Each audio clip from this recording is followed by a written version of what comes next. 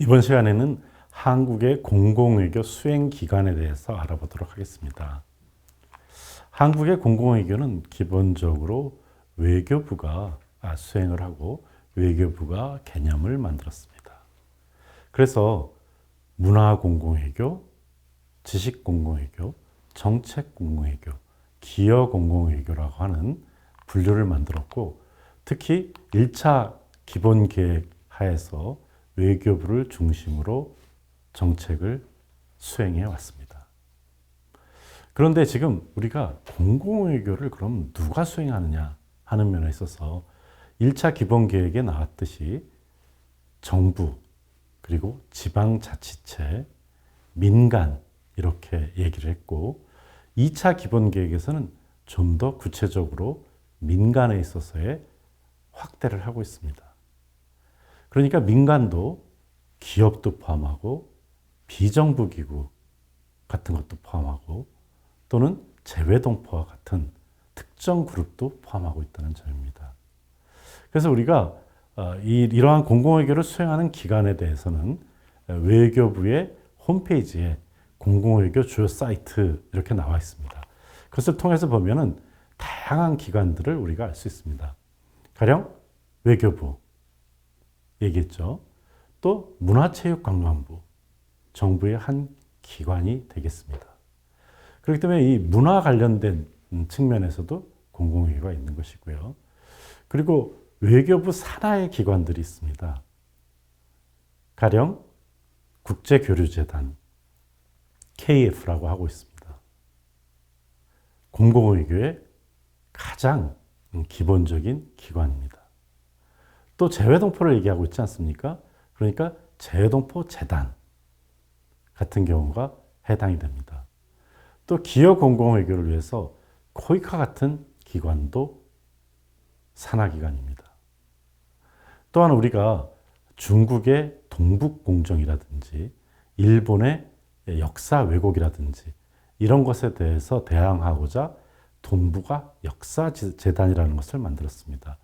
이것을 통해서도 공공외교를 추진하고 있는 것입니다. 물론 이렇게 외교부 및 외교부 산하기관에서 공공외교를 하고 있습니다만은 조금 전에 얘기한 대로 문화체육관광부라든지 다른 정부기관들도 하고 있죠. 우리가 대표적인 다른 기관으로서 세종학당재단을 들 수 있습니다. 세종학당재단은 한국어를 외국인들에게 가르치는 그런 기관이죠. 여러분들이 이미 많이 들어보셨을 겁니다. 또 가령 방송국도 있습니다. 아리랑 TV, 이것은 영어로 송출하는 TV 방송이죠. 그래서 전 세계에서 여러분들이 볼 수 있습니다.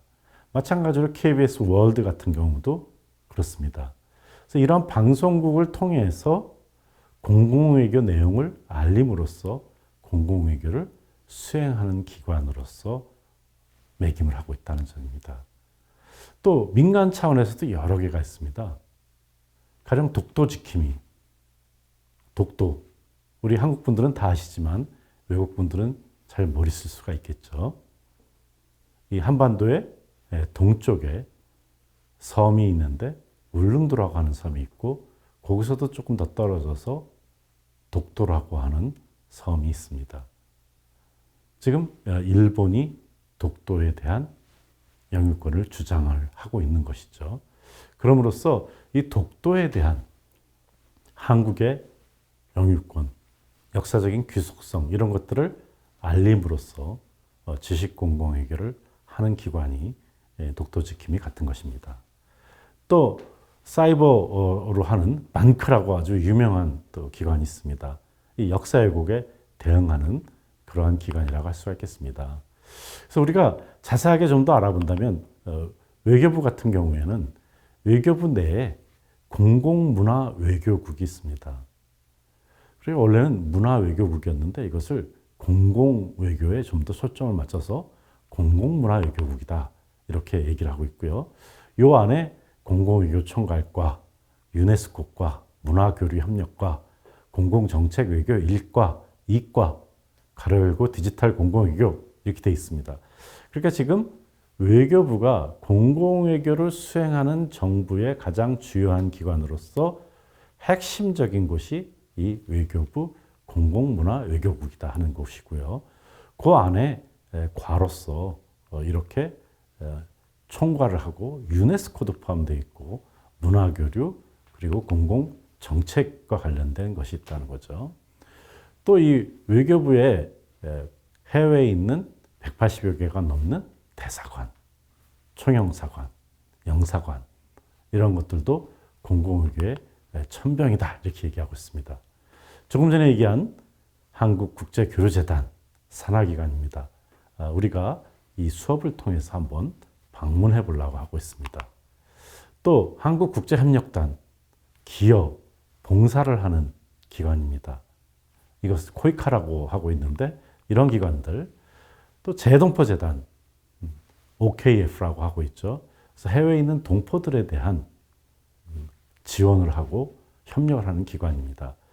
또 한 아프리카 재단도 있습니다. 이건 아프리카에 좀 더 특색을 맞춘 것이라고 할 수 있고요. 또는 뭐 한 아세안 재단도 있을 수 있고요. 이런 다양한 외교부 및 외교부 산하기관들이 있고 이 기관들을 통해서 공공외교를 하고 있다는 것입니다. 중요한 점은 아까 말씀드렸듯이 외교부 공공문화외교국은 기본 계획을 만든다든지 또는 공공외교 정책의 전체적인 그림을 그리는 총괄하는 그러한 핵심적인 기관입니다. 여기에 또 공공외교 대사라고 하는 대사 직책이 있어서 공공외교를 확산하는 데 역할을 하고 있습니다. 해외 대사관 총영사관은 다양한 공공외교를 하고 있고 실제적으로 우리가 국민들이라든지 외국에 계신 분들은 이 해외 대사관 총영사관을 통한 공공외교를 많이 접하고 있습니다. 가령 한국에 대한 세미나, 포럼, 전시회, 공연 이런 것들을 통해서 한국 주간이라든지 또는 한국 영화제라든지 많은 행사들을 하고 있습니다.